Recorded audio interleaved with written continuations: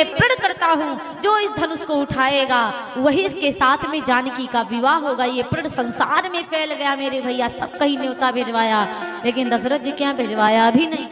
क्यों? क्योंकि एक बार फुलवारी सूख गई थी जनक जी के यहाँ, तो संतों ने कहा था राजा रघु की पत्नी आकर फुलवारी में तनिक जल लगा दे, डाल दे, तो फुलवारी हरी राजन की पत्नियां, राजन की बहुरियां कहीं किसी के यहाँ पानी लगाने जाएंगी, वो नहीं आई थी, तो सूपक की पत्नी आई थी, तब जाकर फुलवारी हरी भरी हुई थी। इसीलिए विचार किया, 2 बार न्योता दिया है हमने, तो राजा जनक के यहाँ से कौनो नहीं आया, सब कोई मंत्री आया, कोई मंत्री की पत्नी आई, कोई सूपक आया, कौन डोम आया, इससे अच्छा हम सीता स्वयंवर का निमंत्रण दे देंगे, और कहीं धनुष उठाने के लिए कौनो छोटा मोटा आ गया तो बड़ी आफत हो जाएगी। इसीलिए राजा दशरथ जी के यहाँ न्योता नहीं दिया था, वो तो विश्वामित्र जी को न्योता मिला था।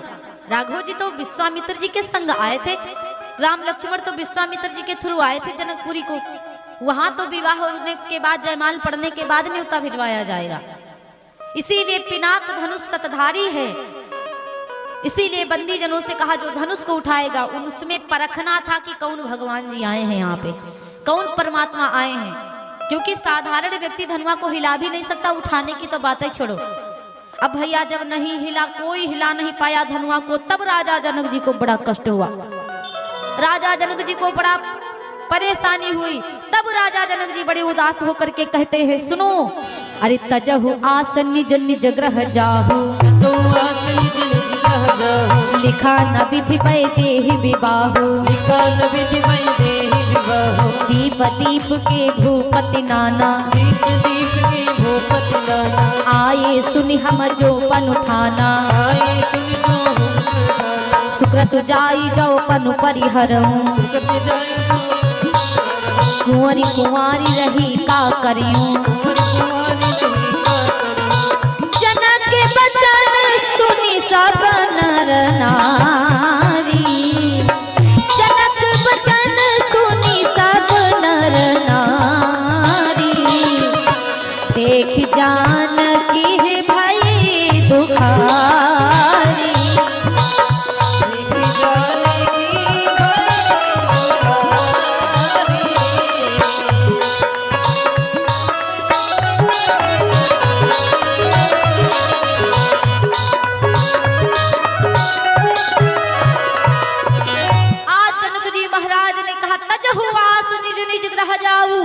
छोड़ो अपने अपने आसनों को, सब लोग अपने अपने घरों को जाओ। अरे दीप दीप के भूपति नाना, बड़े बड़े राजा दीप दीप से आए हैं, और सबको पता था कि हम सीता स्वयंवर करेंगे, और सबको प्रण सुनाया गया था, उसमें भी लिखा हुआ था कि जो धनुआ को उठाएगा उसके साथ ही जानकी जी का विवाह होगा। और आज इतने राजा बैठे, दोनों की हिम्मत नहीं धनुआ हिला दे, उठाने की बात छोड़ो, जाओ अपने अपने घरों को। और जैसे ये बात कही तो लक्ष्मण जी ने पहले तो गुस्सा शांत कर लिया, और जब दोबारा कहा कि जाओ अपने अपने घरों को, यहाँ कौनो ऐसा राजा नहीं है, और राम जी तो बैठे हैं। लक्ष्मण जी को क्रोध आया, लक्ष्मण जी ने क्रोध में आकर के कहा, सुनो, अरे काचे घाट जी में डारहूं फोरी,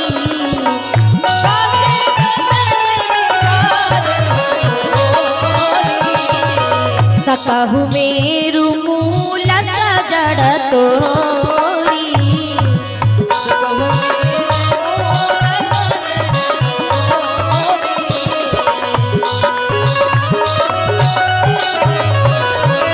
क्रोध में आकर के कहा, सुनो मेरी बात, जाओ तुम्हारे अनुशासन पाऊं, कंदुक इव ब्रह्मांड उठाऊं।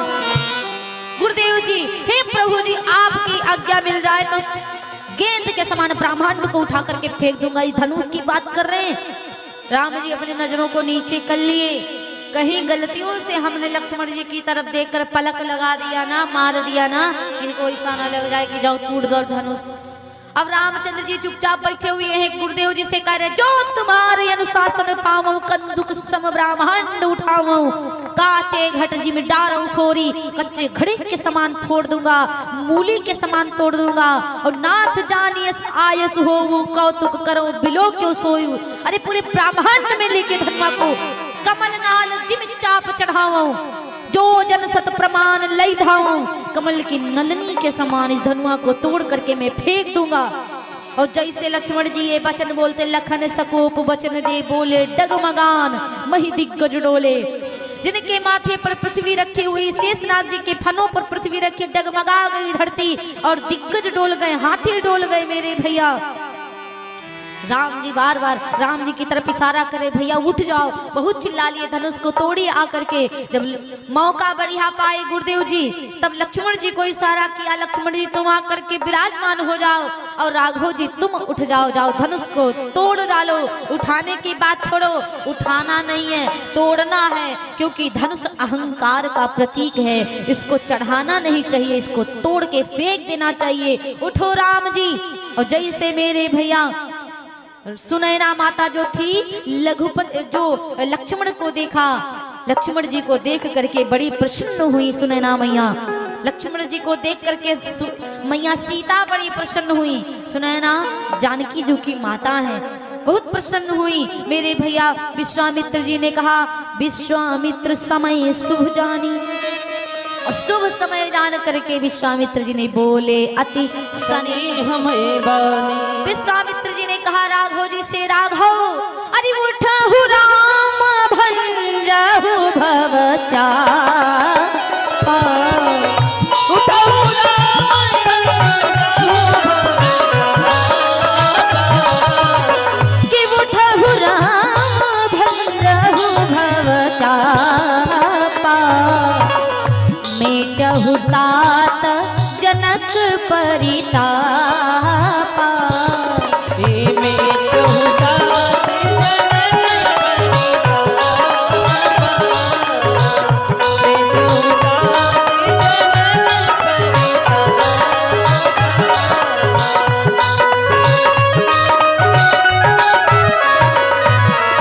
आज मेरे भैया का उठो, राम जाकर के धनुआ को तोड़ दो, जनक जी का संदेह खत्म कर दो।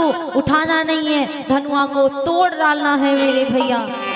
राघव जी ने जैसे इतनी बात गुरु जी की सुनी, उठ करके गुरुदेव जी को प्रणाम किया, सिर नवाया, सबको प्रणाम किया। बाकी राजा जीते थे मूर्खानंद, सब उठ उठ करके धनुआ के पास डायरेक्ट पहुंचते थे, लेकिन राघव जी ने सबको प्रणाम किया। जिस समय राघव जी खड़े हुए, जैसे कि सूर्य देवता पूर्व की तरफ से उगते हैं तो तालाब में कमल के फूल खिल जाते हैं, उसी प्रकार उदित उदयगिरि मंच पर रघुबर बाल पतंग, और बिकसे संत सरोज सब हर से लोचन भृंग। जितने भी जनकपुरवासी थे सबके नैना हरस गए, सब प्रसन्न हो गए, सब संत प्रसन्न हो गए। मेरे भैया सबको प्रणाम करके प्रभु जी सहज ही चले, सकल जग स्वामी अमत मंजू पर कुंजर गामी। तव शिव धनु मृणाल किनाई, अतोरहु राम गणेश मनाई। राघव जी बड़े प्रेम से चले, बहुत पावर लगा हुआ है। जानकी मैया जी धनुष बाबा से कहती हैं, बाबा मेरे पति देव जब आपको उठाए ना तो आप तुरंत हल्के हो जाना। तो धनुष बाबा ने कहा कितना हल्का हो जाऊंगा, 2 किलो का हो जाऊंगा। जानकी जी ने कहा नहीं नहीं बाबा इससे भी हल्के हो जाना। तो कहा बेटी 1 किलो का हो जाऊंगा। जानकी मैया जी ने कहा बाबा इससे भी हल्के हो जाना। कहा बेटी आधा किलो का। तो बोली नहीं 100 ग्राम का। अरे नहीं बाबा आपको पता है जिस समय बगिया में मैं गई थी तो दोना था, दोने में 2-4 फूल थे, उसके बावजूद हमारे प्रभु के पसीना था, पसीने की बूंदें थी, इसीलिए ये 100 ग्राम का भला जब फूल उठाने में इनके पसीना आता है तो 100 ग्राम का धनुआ उठा पाएंगे। बाबा बिल्कुल खर के समान हो जाना, हाथ लगे तुरंत धनुआ टूट करके पृथ्वी पर गिर जावे। मेरी भैया इतना जैसे कहती हैं मैया जानकी जी, तो बड़ा ही आनंद हुआ, बड़ा ही प्रसन्न हुए और राघव जी तुरंत धनुआ के पास में पहुँचे। और जैसे धनुआ के पास में पहुँचे तो कहा जाता है कि जिस समय उठाया धनुआ को, जिस समय उठाया धनुआ, बिजली सी तड़प उठी छड़ कर, धनु से हुआ नभ मंडल में समबदल सिकड़ के उठी छड़ में।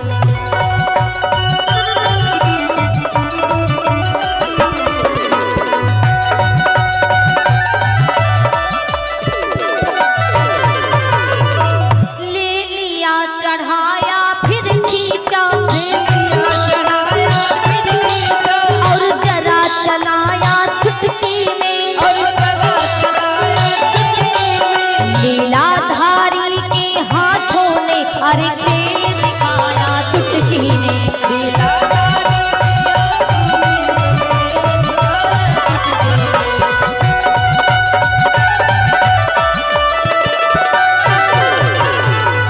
और सन्नाटा सा था सभा बीच, मध्य सब चित्र समान हो रहे थे कि क्या किया क्या हुआ क्या होगा, अरे कछु पता नहीं भव चक्के थे।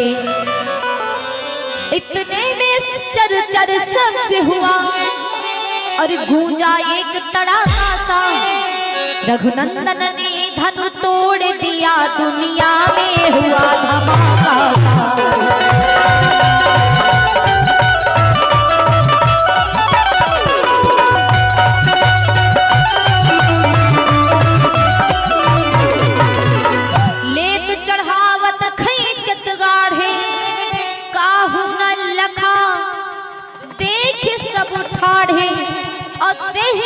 राम मध्य धनु तोरा, भरे भुवन धुनि घोर कठोरा, भरे भुवन घोर कठोर रव रवि बाजी तज मारग चले।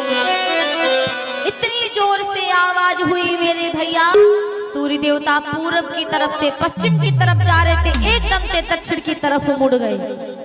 और करहि दिग्गज डोल महि अहि कोल कूरम कलमले, सुर असुर मुनि सब कान दीन है, और सकल विकल विचार है। को दंड खंड्यो, समझ नहीं आ रहा, को दंड खंड्यो राम तुलसी, जयति बचन उचार है।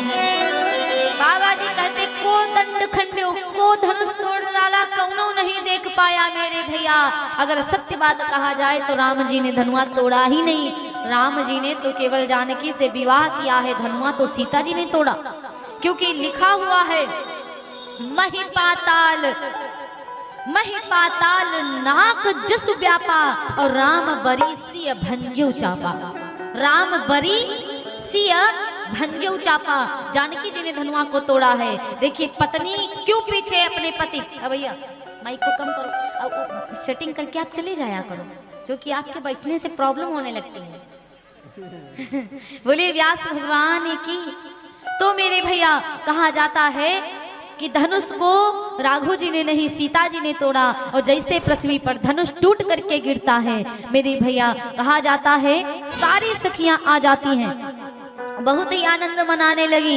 लेकिन जैसे धनुआ टूटा ना मेरे भैया, कहा जाता है विंध्याचल हिमांचल की गुफाओं में तपस्या करने वाले संतों की तपस्या भंग हो गई। परशुराम जी महाराज तपस्या कर रहे थे, आवाज से उनकी तपस्या भंग हो जाती है, और जब भंग हो गई तपस्या सभी लोग बड़े प्रसन्न हुए।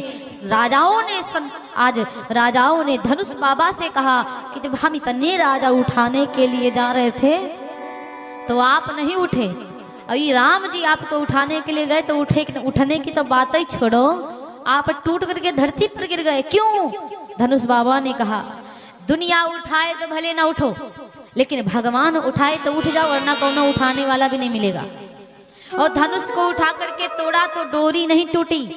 क्यों नहीं टूटी? क्योंकि डोरी थी लचीली और धनुष था कठोर। इसीलिए टूट गया। जो लचते रहते हैं वो जल्दी टूटते नहीं, चाहे कितनों मरुड़ जाए टूटेंगे नहीं। तूफान जब आता है तो जो पेड़ झुक जाते हैं वो जल्दी उखड़ते नहीं हैं, और जो अकड़े खड़े रहते हैं वो बीच से काट जड़ से उखड़ करके 1 किलोमीटर दूर गिरते हैं जाके। हमेशा झुकना सीखिए, हमेशा छोटा बनना सीखिए। बड़ा बन करके रहोगे तो कहीं ना कहीं फिर गिर जाओगे आप। हमेशा बच्चे रहो, छोटे बन करके रहो, और छोटे बन करके रहोगे तो गलतियां भी माफ हो जाया करेंगे। पूरब की तरफ से पश्चिम की तरफ सूर्य बाबा जा रहे थे, एकदम से दक्षिण की तरफ मुड़ गए। हाथियों के माथे पर जो धरती टिकी हुई, गौ माता की सींग के ऊपर, शेषनाग जी के फनों के ऊपर जो पृथ्वी माता टिकी हैं, आज मेरे भैया सब थरथरा गए, सब घबरा गए। और डोरी नहीं टूटी। जब डोरी नहीं टूटी तो पहली बात तो लचीली थी, और दूसरी बात तो वो डोर भगवान के सीने से लग गई। अब भगवान जिसको अपने हृदय में लगा लेते हैं, भगवान जिसको अपने सीने से लगा लेते हैं, तो फिर वो टूटता नहीं है। और धनुष अहंकार का प्रतीक था, वो टूट गया। आज दधीच महाराज धन्य बन गए। दधीच महाराज कितने परोपकारी हैं कि देवताओं के हित के लिए अपनी हड्डियां, अपने प्राण भी दे दिए।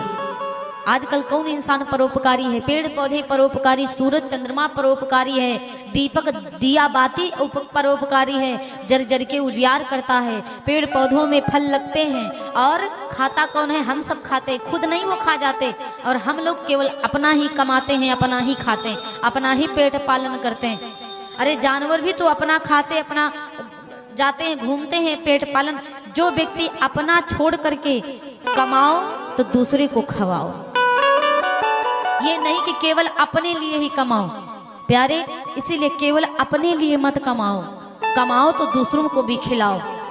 कुछ धन लेकर के भगवान के दरबार में दान करो, ज्यादा नहीं तो थोड़ा, जितना हो सके। कहा जाता है 100% यदि आपके पास धन है तो 10% का दान कर देना चाहिए। पहले क्या होता था, कुआं का पानी निकाल कर पीते थे, कुआं में गंदगी नहीं होती थी। आजकल कुआं का पानी निकालना बंद है तो गंदगी भरी पड़ी। धन कमाते कमाते, जोड़ते जोड़ते रखते जाओगे, कहीं ना कहीं माया थोड़ा सा अलग बिलग हो जाती। कहीं 10,000 उधर, कहीं 50,000 उधर, कहीं उधर। मरते मरते तो आपके पास कुछ बचेगा नहीं। यदि आपको डेवलपमेंट करना है धन का, तो प्यारे, अगर अदला बदली करनी है ना, यदि कुछ लेकर जाना है अपने धन को, तो समझो धन को धर्म में लगाओ और पुण्य अपने पास रख लो, जमा कर लो। धर्म को धर्म में धन दो, पुण्य अपने पास रख लो। पैसा देकर पुण्य खरीद लो, पुण्य ले लो, यही जाएगा। भूखा कोई पड़ा हुआ है तो जाकर के 10, 20, 25 रुपए का भोजन पवा दो। हाँ, उतने में गरीब नहीं हो जाओगे। किसी के पास वस्त्र नहीं है, उतने में गरीब नहीं हो जाएंगे। तो धन को थोड़ा सा, और धन उसको दान करिए जो सुपात्र हो, कुपात्र को मत करिए। जिसके पास में है उसको दान करने से क्या, जिसके पास नहीं है, जो भिखारी है, जो गरीब है, बेचारे स्टेशन पर जाओ, देखो इधर उधर देखो, इस तरह की ठंडी में बच्चे घूम रहे बेचारे, उनके पाँव में चप्पल जूता नहीं है। ऐसे लोगों को कभी मौका मिल जाए तो कर दो। प्यारे, मैं अभी छत्तीसगढ़ गई थी, अभी जल्दी ही 11 दिसंबर से कथा वहाँ पे थी। वहाँ के भक्तों ने कम्बल दान करने के लिए कुछ दक्षिणा दिया था। सो मेरी भी छोटी सी सेवा हो गई, क्योंकि मैं तो उस लायक नहीं हूँ। मुझे तो भगवान ने जितना बनाया हम उतना ही करेंगे, बट जितना हमसे हो सकेगा हम करेंगे। कितने सुंदर भक्त थे वहाँ के, उन्होंने कम्बल दान करने के लिए मुझे थोड़ा सा धन दिया था। तो मैंने अभी ज़्यादा तो नहीं दान कर पाई, मैं थोड़े से बाकी रखे हुए हैं। अब कथा में ही आ गए थे, मौका ही नहीं मिला। अब जब यहाँ से जाएंगे तो दान करेंगे। तो बाकी जो लोगों को दान करना है वो लोग भी कर दें। मतलब हम मांग नहीं रहे हैं आप लोगों से, बट जिनकी जो इच्छा है। जरूरी नहीं कि जैसे कि हम लोग वस्त्र पा जाते हैं, हम लोगों को बहुत सारा कुछ मिल जाता है, हर जगह मिलता है, बिना मांगे मिल जाता, मांगने की कोई ज़रूरत ही नहीं पड़ती। तो ऐसा नहीं कि हम सब सर के ऊपर लाद ले जाएंगे, क्योंकि हम तो इस समय गर्म बनियानी भी नहीं पहने, ऐसे बैठे हुए हैं, क्योंकि गाते गाते भी हम लोगों को ठंडी नहीं लगती। भगवान की कृपा है, आप लोग ओढ़ बेड़ करके बैठे। हम तो यहाँ फैशनी कपड़ों नहीं पहने हैं कि मार VIP कपड़ा पहन करके बैठे हो। तो हम अपने ऊपर नहीं लगाएंगे कुछ भी कि हम सोना चांदी खरीद कर पहन लेंगे। मुझसे हो सकेगा, कहीं गरीब गुरबा मिल रहे उनको मैं दे दूँ, तो अकेले में कहाँ तक करूंगी, और अकेले ये भैया कथा कहाँ तक करवाएंगे। आप लोगों का सहयोग होता तभी ये करवाते हैं, आप लोग का सहयोग होता तभी हम लोग आपके यहाँ आते हैं, कुछ पाते हैं। तो प्रभु की इच्छा हुई तो दूसरों को दे दिया, या अपने। अब ये पापी पेट है, सबका बिना खाए मानेगा नहीं। तो इसीलिए मैं ये नहीं कहती हूँ कि मुझे सब कुछ भर के दे जाओ, लेकिन हाँ, जहाँ पे धर्म कार्य हो रहा हो वहाँ पे कंजूसी ना करो। वहाँ पे कंजूसी करना ठीक नहीं, चाहे 11 चढ़ाओ, 20 चढ़ाओ, 100 चढ़ाओ, लेकिन 100-20 वाले हो तो चढ़ाओ। लेकिन हमको पता आजकल कौनो 100-20 वाला नहीं, सब हजारन की बात करते हैं। बोले व्यास भगवान की, तो इतना कंजूसियों नहीं करना कि 10-20 में काम चला दो, फटही नोट में काम चला दो, क्योंकि भगवान के दरबार में लोकलो चढ़ा देते हैं लोग। बोले व्यास भगवान की।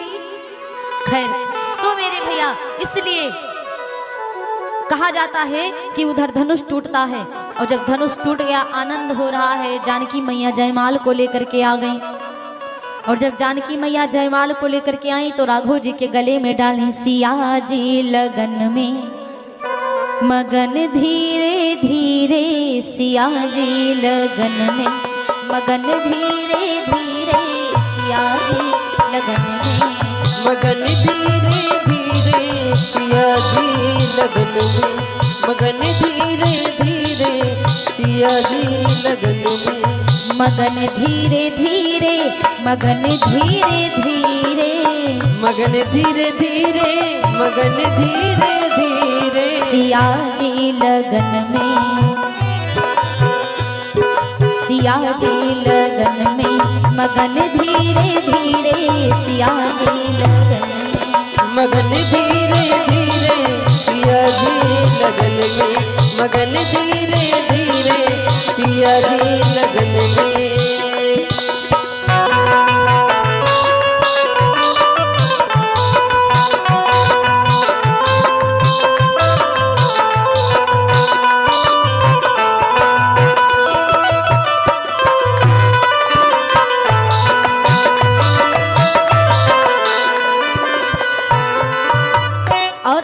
करो में सुशोभित सुमन हार सोहे, करो में सुशोभित सुमन हार सोहे, करो में सुशोभित सुमन हार सोहे, झुकाती चली बस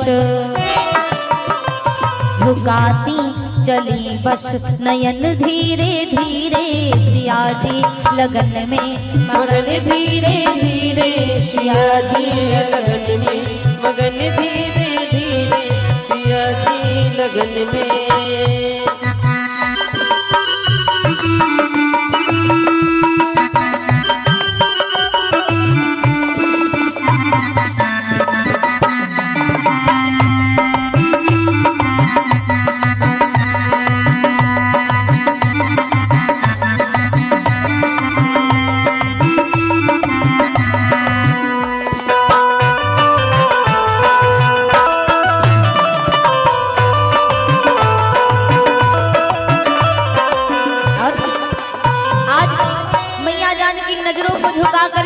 राघव जी के समक्ष।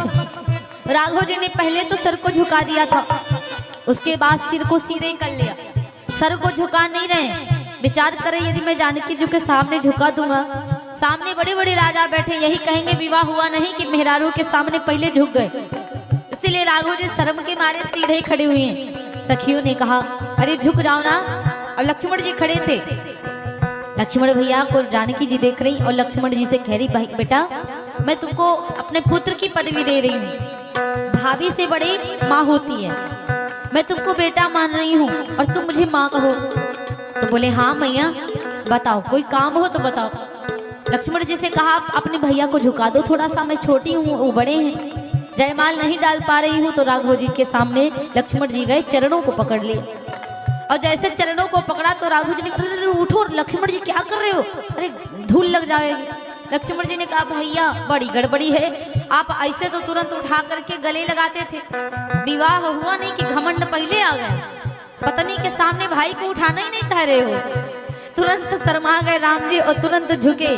झुके राम झुक के लखन को उठाया, झुके राम झुक के लखन को उठाया, झुके राम झुक के लखन को उठाया, सु अवसर समझ सीता, सु अवसर समझ सीता माला पहनाया, सु अवसर समझ सीता माला पहनाया, सु अवसर समझ सीता माला पहनाया, सु अवसर समझ सीता।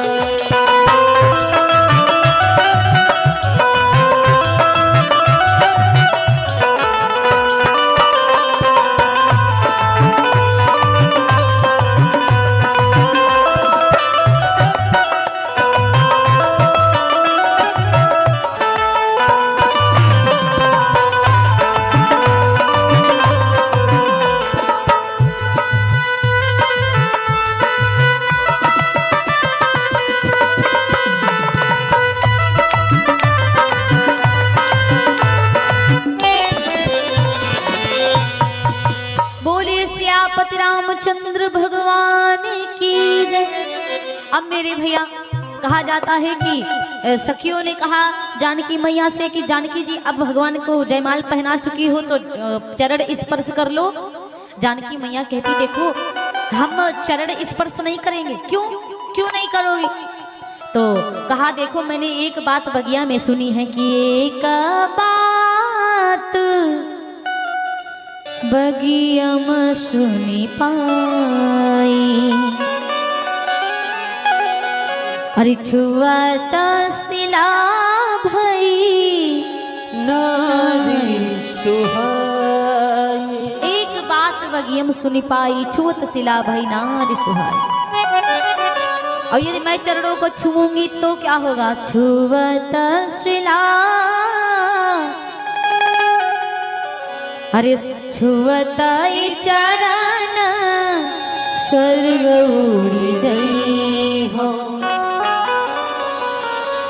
सेवा करन प्रिया किनाए पई हो। इसीलिए मैं चरणों को नहीं छूंगी। सखियों ने कहा बड़ी बेइज्जती करवा दोगी, अरे आंचल को निकालो, आंचल से छू लो। मैया जी ने, जानकी मैया ने आंचल को निकाला, राघव जी के चरणों को आंचल से स्पर्श करती हैं। आजकल भी हमारी माताएं आंचल से छूती हैं। पहले के जमाने में जब पहला थोड़ा पुराना दौर था तो इस आंचल से बहुत काम बनाती थी माताएं। आपको बता दूं पहला काम तो यदि कोनो मेहमान आ जाता तो अपने आंचल से ऐसे ऐसे हवा हाँकती थी, होता था ना। दूसरा काम और एक करती थी, जब कहीं भी ऐसा होता था कि बच्चे को गिरीश आ जाती तो यही आंचल से पोछो भी देती थी, ये भी काम कर देती थी। आज का जमाना तो खैर समझदार हो गया। अब अगर कहीं मेहमान आ जाता छन्नी ना मिलती तो यही आंचल से छानियों देती थी, सब कार्य यही आंचल से कर देती थी। आज का जमाना बड़ा आगे बढ़ गया है, अब तो सब व्यवस्थाएं हैं। बोलिए व्यास भगवान की। चरणों को स्पर्श करती हैं मैया जानकी जी, अंदर गई। अब जाकर के दशरथ जी के यहाँ पहुंचा न्योता। अब दशरथ जी के यहाँ राजा दशरथ जी हैं, राम जी हैं, लक्ष्मण जी हैं, सब लोग मड़वा में बैठे हुए थे। भोजन पाने की बारी आई। अरे राज की बात सुनो सजनी,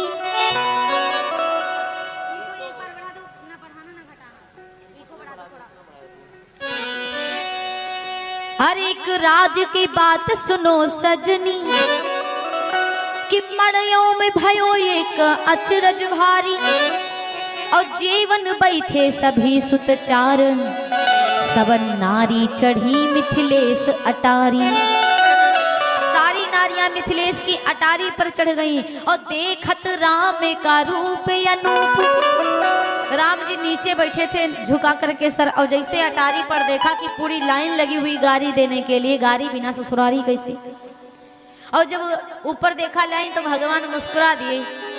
जैसे देखा तो भगवान सबको देख करके मुस्कुरा दिए, और जैसे इन लड़कियों ने ना भगवान को मुस्कुराते हुए देखा, देखत राम का रूप अनूप, ये भुलाई गई सुधी देख निहारी, भूल गई अवधेश का नाम, और देन लगी मिथिलेश को गारी। राजा दशरथ का नाम भूल गई और राजा जनक को उल्टा गरियाने लगी, अपने भैये को गरियाने लग गई। वो जैसे अवधेश राजा दशरथ को भूल करके अब जब गाली देने लगी तो राजा जनक जी बड़ी बड़ी आंखें बना के ऊपर देख रहे, पगला गई हैं सबका। सब कह रही सखी राजा जनक जी ऊपर काहे देख रहे हैं। एक दूसरी सखी ने कहा रुको रुको रुको, अरे राजा जनक जी का नाम लिख गया है, राजा दशरथ का काट गया है। अब राजा दशरथ जी को गरियाओ, इतना गरियाओ कि सब भुलाए जाए राजा जनक जी। अरे वो सखीदा बबुआ जी के गारी, सखीदा बबुआ जी के गारी ऐसे ना खई है, सखीदा बबुआ जी के गारी ऐसे ना खई है।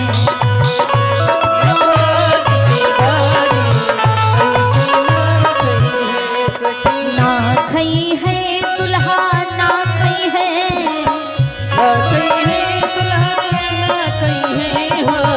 ना खई है दुल्हा नाई खई है। ओ सखीदा बहुना कैगारी ऐसे ना खई है, ओ सखीदा बहुना के गारी ऐसे ना खई है।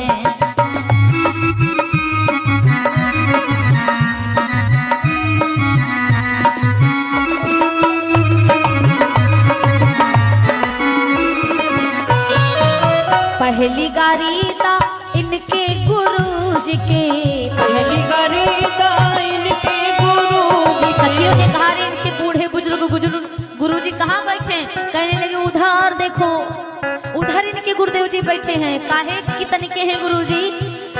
पहली गारी ता इनके गुरुजी के, पहली गारी ता इनके गुरुजी के। वो जिनके पाकल पाकल लंबी दाढ़ी, जिनके पाकल पाकल लंबी दाढ़ी ऐसे ना खई है। ओ सखीदा बहुना के गारी ऐसे ना खई है, सखी बहुना के गारी ऐसे ना खई है।